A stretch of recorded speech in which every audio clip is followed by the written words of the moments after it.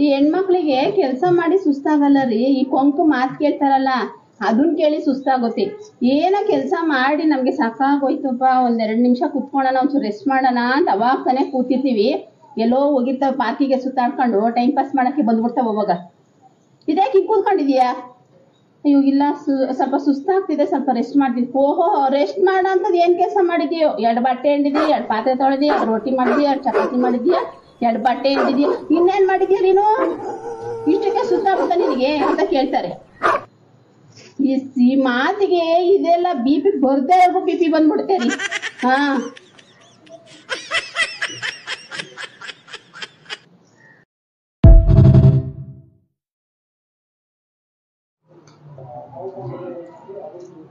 ₹100 kg ತೊಗರಿಕಾಯಿ. ಹಸಿಕಾಯಿ ಬಂತು ಅಂದ್ರೆ ತಿನ್ನೋಣ ಅನ್ಸುತ್ತೆ. ಉಪ್ಪೆಸರು ಮಾಡ್ಕೊಂಡು ಮುದ್ದೆ ಮಾಡ್ಕೊಂಡು ತಿಂದ್ಬಿಡ್ಬೇಕಪ್ಪ ಇವಾಗ. ಇದೊಂದು ಭಾಳ ಫೋನು. ಹಲೋ ಹಲೋ, ಹೇಳೆ. ಏನ್ ಮಾಡ್ತಾ ಇದ್ದೀಕ?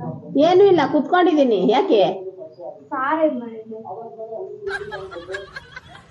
ನೀನೇನ್ ಮಾಡಿದ್ದೆ? ಟೊಮಟೊ ಗೊಜ್ಜು ಮಾಡಿ ಅನ್ನ ಮಾಡಿದ್ದೆ. ಟೊಮಟೊ ಗೊಜ್ಜೆಲ್ಲ ಯಾವತ್ತು ತಿನ್ನಕ್ಕಾಗ್ಲಿಲ್ಲ, ಅದಕ್ಕೆ ಒಂದು ಸಾರು ಇಟ್ಕೊಳ್ಳೋಣ ಅಂತ. ಅಯ್ಯೋ, ನಾನು ಅದೇ ಮಾಡಿದ್ದೆ ಕಣೆ. ಒಂದೆರಡು ಟೊಮಟೊ ಹಣ್ಣಿದ್ದು ಹಾಕಿ ಗೊಜ್ಜು ಮಾಡಿ ಇಕ್ಕಿದ್ದೀನಿ. ಬೇಕಾದ್ರೆ ಬಂದು ಇಸ್ಕೊಂಡು ಒಂಚೂರ. ಬೇಡ ಬಿಡ, ಅದೇ ಅಂದ್ರೆ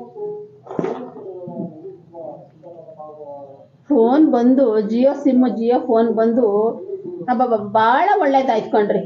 ಯಾಕೆ ಅಂದ್ರೆ ಫೋನ್ ಮಾಡ್ತಾ ಇರ್ಲಿಲ್ಲ ಮುಂಚೆ. ಫೋನ್ ಇಲ್ಲ ಅಂತಿದ್ರೆ ನೇರಾಗಿ ಬಂದ್ಬಿಡೋರು, ಏನಕ್ಕ ಮಾಡ್ತಿದೀಯಾ ಅಂತವ. ಫೋನ್ ಬಂದ್ರೆ ಭಾಳ ಒಳ್ಳೇದಾಯ್ತು ಕಣ್ರಿ.